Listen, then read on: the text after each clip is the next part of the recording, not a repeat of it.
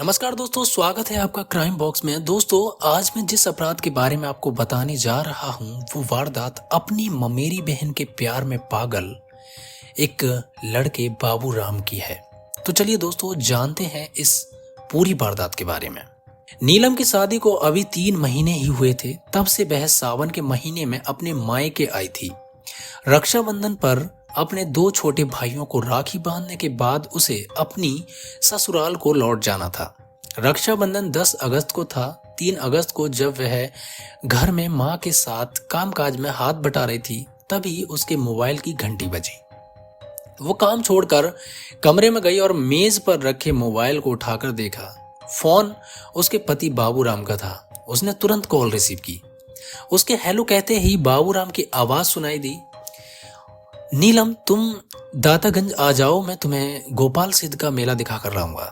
नीलम ने बहाना बनाकर उसे टालना चाहा तो बाबूराम बोला, देखो नीलम, ऐसा मौका बार बार नहीं आएगा, इसलिए आ जाओ, मैं तुम्हारा इंतजार कर रहा हूं।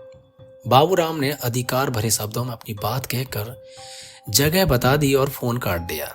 नीलम को बाबूराम पर बिल्कुल भरोसा नहीं था। 3 महीने में वह उसे जितना जान पाई थी, उससे उसे लगता था कि बाबूराम उसे पसंद नहीं करता, लेकिन वो उसका पति था और जिद कर रहा था, इसलिए जाना उसकी मजबूरी थी। उसने अपनी माँ को बताया और फिर अपनी छोटी बहन संगीता को साइकिल पर बैठाकर दातागंज चली गई। जब देर शाम होने पर भी नीलम संगीता के साथ वापस नहीं लौटी तो उसकी माँ को चिंता हुई। माँ ने ये बात अपने पति हरभजन को बताई तो उन्होंने नीलम और संगीता की खोजबीन शुरू की। नीलम की ससुराल में फोन करके पता किया तो वे दोनों वहां भी नहीं गई थी। बाबूराम भी घर पर नहीं था। हरभजन का परिवार बदायूं जिले के थाना दातागंज क्षेत्र के गांव केशोपुर में रहता था। उसकी 2 बेटियां थीं और 2 बेटे। जब 2 दिनों तक खोजबीन करने के बाद भी बेटियों का कोई सुराग नहीं मिला तो उसने थाना दातागंज में बाबूराम के विरुद्ध भांडवी की धारा 364 के तहत अपहरण का मुकदमा दर्ज करा दिया। बाबूराम के खिलाफ रिपोर्ट इसलिए लिखाई क्योंकि उसने ही फोन करके नीलम को दातागंज बुलाया था। दातागंज के थाना प्रभारी विपिन कुमार ने बाबूराम के बरेली के थाना कैंट क्षेत्र के गांव भहुआपुर स्थित घर पर दबिश दी तो वह घर पर नहीं मिला। इस पर विपिन कुमार ने बाबूराम के मोबाइल नंबर को सर्विलांस पर लगवा दिया। 9 अगस्त को विपिन कुमार को बाबूराम के धोलाघाट पुल पर होने की सूचना मिली तो वह पुलिस टीम के साथ वहां जा पहुंचे। बाबूराम वहां मिल भी गया। पुलिस उसे गिरफ्तार करके थाना ले आई। थाने में जब उससे पूछताछ की गई तो उसने बताया कि उसने अपनी पत्नी नीलम और साली की उनके ही दुपट्टे से गला घोटकर हत्या कर दी थी और दोनों की लाशें ढका गांव में उसके मामा के गन्ने के खेत में पड़ी हैं। ढका गांव दातागंज से 40 किलोमीटर की दूरी पर था और जिला बरेली के थाना बिसारतगंज क्षेत्र में आता था। थाना प्रभारी विपिन कुमार अपनी टीम के साथ उसे लेकर बिसारतगंज गए। वहां से वह स्थानीय पुलिस के साथ ढका गांव पहुंचे।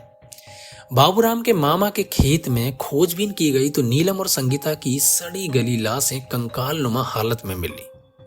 पुलिस ने प्राथमिक कार्रवाई करके दोनों लाशों को पोस्टमार्टम के लिए मार्चरी भेज दिया। इसके बाद दातागंज पुलिस बाबूराम को लेकर थाने आ गई। थाने में पूछताछ के दौरान बाबूराम ने हत्या के पीछे की जो कहानी बताई वह नाजायज रिश्ते को अपनी जिंदगी समझने वाले एक शख्स के खूनी खेल की कहानी थी, जिसमें उसका शिकार बनी उसकी जीवन संगिनी और निर्दोष साली। महानगर बरेली के थाना के क्षेत्र के गांव भहुआपुर निवासी खंजन लाल किसान का सबसे छोटा बेटा था बाबूराम। पेशे से किसान हरभजन के पास 7 बीघा जमीन थी। उसी से उसके पूरे परिवार का भरण पोषण होता था। बाबूराम ने इंटर तक पढ़ाई की थी। इसके बाद वह पिता के साथ खेती के काम में हाथ बटाने लगा था। बाबूराम की ननिहाल बरेली के ढका गांव में थी।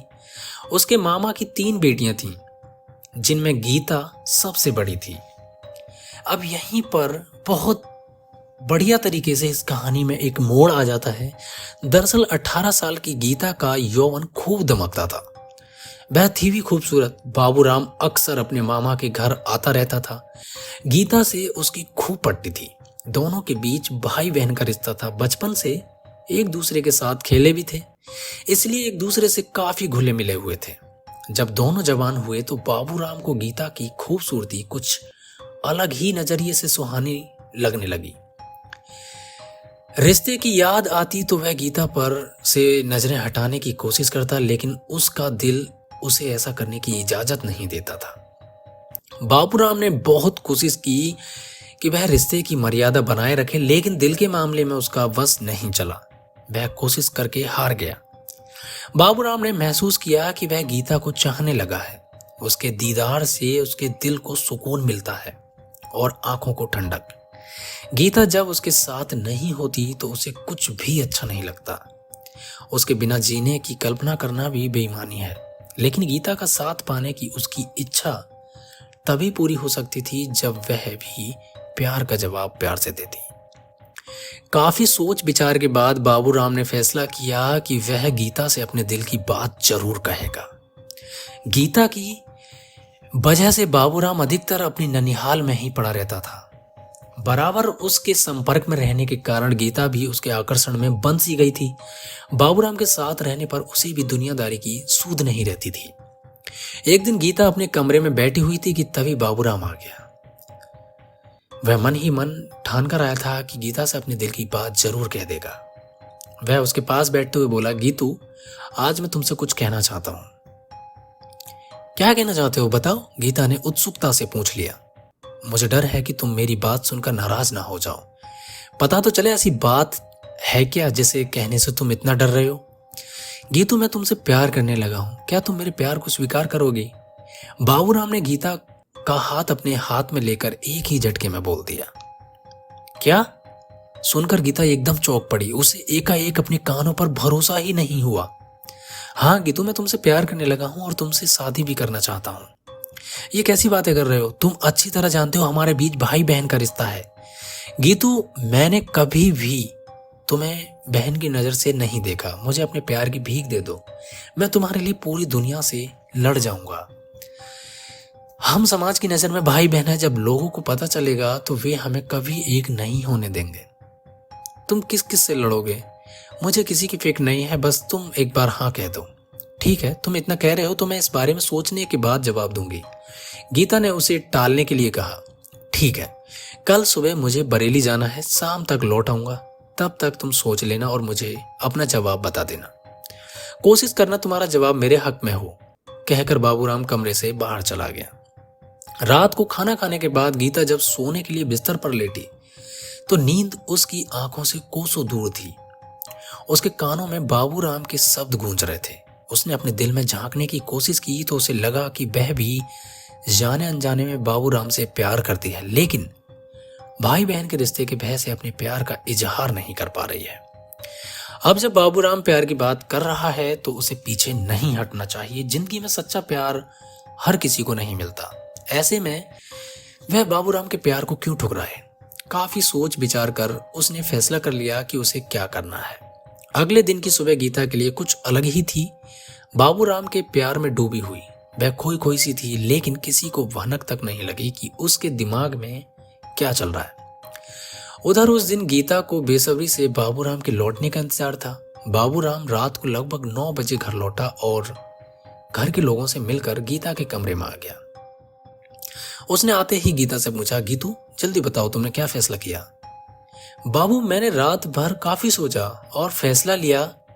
तभी दोस्तों गीता ने अपनी बात बीच में ही रोक दी। यह देख बाबूराम के दिल की धड़कन तेज हो गई। वह उत्सुकता बस गीता का हाथ पकड़कर बोला, बोलो गीतू, मेरी जिंदगी तुम्हारे फैसले पर ही टिकी है। तुम्हारे इस तरह चुप हो जाने से मेरा दिल बैठा जा रहा है। बाबूराम की हालत देखकर गीता एकाएक खिलखिलाकर हंस पड़ी। उसे इस तरह हंसते देखकर बाबूराम ने उसकी ओर सवालिया निगाहों से देखा तो वह बोली, मेरा फैसला तुम्हारे हक में है। यह सुनकर बाबूराम खुशी से झूम उठा और उसने गीता को बाहों में भर लिया। गीता खुद को उससे छुड़ाते हुए बोली, अपने ऊपर काबू रखो।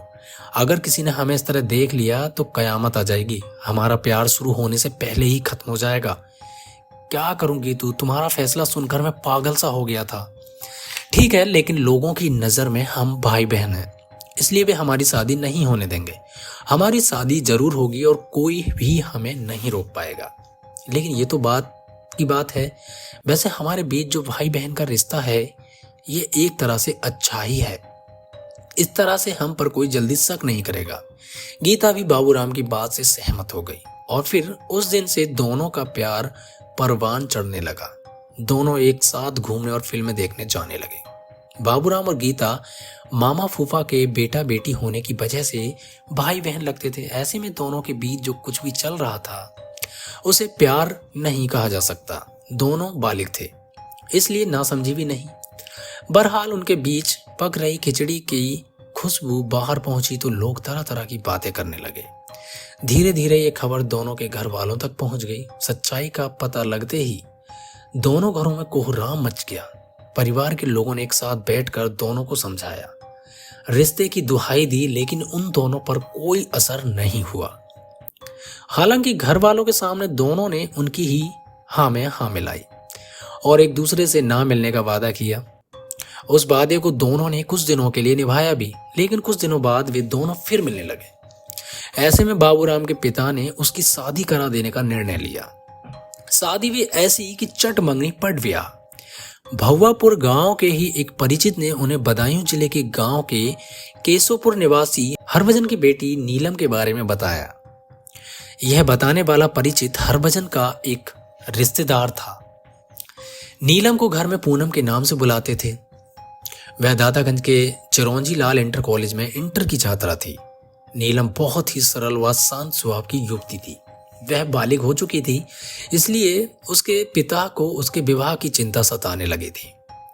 जब नीलम के लिए बाबूराम का रिश्ता आया तो वह मना नहीं कर सका। उसके बाद सब कुछ इतना जल्दी तय हुआ कि उसे इतना वक्त नहीं मिला कि बाबूराम और उसके परिजनों के बारे में कुछ पता लगा सके। बाबूराम के घर वाले तो कुछ जानना ही नहीं चाहते थे। वह तो जल्द से जल्द उसकी शादी करके उसे बंधन में बांधना चाहते थे, जिससे वह गीता से सारे रिश्ते तोड़ दे। रिश्ता तय होने के बाद इसी साल 16 मई को दोनों का विवाह हो गया। नीलम मायके से विदा होकर अपनी ससुराल आ गई, लेकिन बाबूराम ने उसमें कोई रुचि नहीं दिखाई। बाबूराम पर तो गीता की दीवानगी छाई हुई थी। वह किसी हाल में उससे अलग होना ही चाहता था। वह अपनी शादी होने से तो नहीं रोक पाया, लेकिन शादी के बावजूद वह नीलम को अपनी जिंदगी की जीनत नहीं बनाना चाहता था। इसीलिए वह उसके साथ बेरुखी से पेश आने लगा। वह बात बात पर उस पर चिल्ला पड़ता, उससे उल्टा सीधा बोलता। उसकी हरकतों से नीलम समझ गई कि वह उसे पसंद नहीं करता। जरूर उसने किसी मजबूरी के तहत उसने उससे विवाह किया है। दूसरी ओर बाबूराम गीता से मिला तो उसने नाराजगी जताई और याद दिलाया कि उसने हमेशा उसी का रहने का वादा किया था। कोई भी उनके बीच नहीं आएगा। वह अपने वादे को कैसे भूल गया।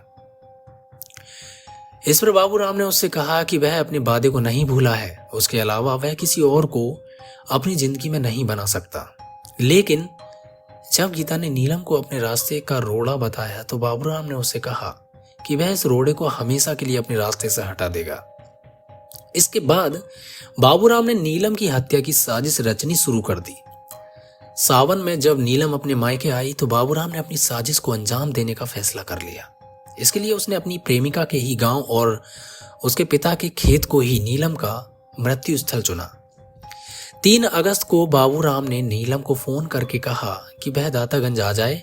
वह उसको गोपाल सिद्ध का मेला दिखाने के लिए साथ लेकर जाएगा।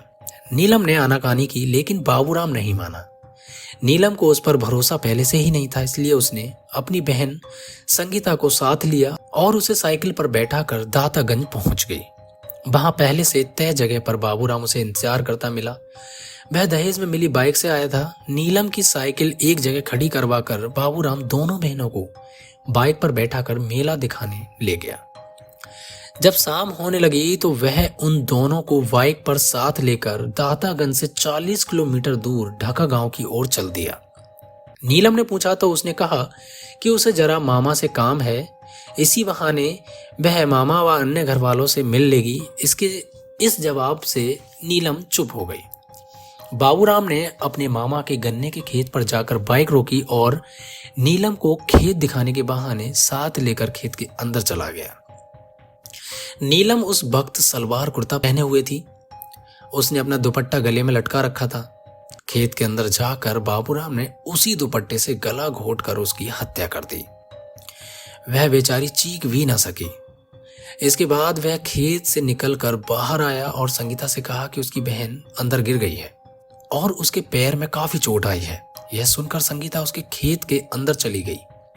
अंदर पहुंचते ही बाबूराम ने पीछे से उसी के दुपट्टे से गला घोंटकर उसकी भी हत्या कर दी। संगीता की हत्या करना बाबूराम की मजबूरी थी, क्योंकि अगर वह उसे नहीं मारता तो वह सब कुछ अपने घर वालों को बता देती। इस तरह संगीता बहन के साथ बेवजह मारी गई। दोनों बहनों की लाशों को वहीं पड़ा छोड़कर बाबूराम अपने मामा के घर आ गया। वहां उसने गीता को नीलम और संगीता की हत्या कर देने की बात बता दी। देर रात वह मामा के घर से निकलकर अपने घर पहुंचा। वहां उसे पता चला कि उसके ससुर हरभजन को पता है कि नीलम और संगीता उसके साथ गई थी और वह उनके और उसके बारे में पूछ रहे थे। ये सुनकर बाबूराम को अपने पकड़े जाने का भय सताने लगा तो वह घर से फरार हो गया। लेकिन बाबूराम के गुनाह ने उसका पीछा नहीं छोड़ा और अंततः वह पुलिस की गिरफ्त में आ ही गया। थाना प्रभारी विपिन कुमार ने इस केस में वादम्बी की धारा 302, 201 और बढ़ा दी। प्राथमिक कानूनी कार्रवाई पूरी करके पुलिस ने बाबूराम को सीजेएम की अदालत में पेश किया, जहां से उसे जेल भेजा गया। तो दोस्तों, ये कहानी आपको कैसी लगी अपनी राय कमेंट करके जरूर बताइएगा।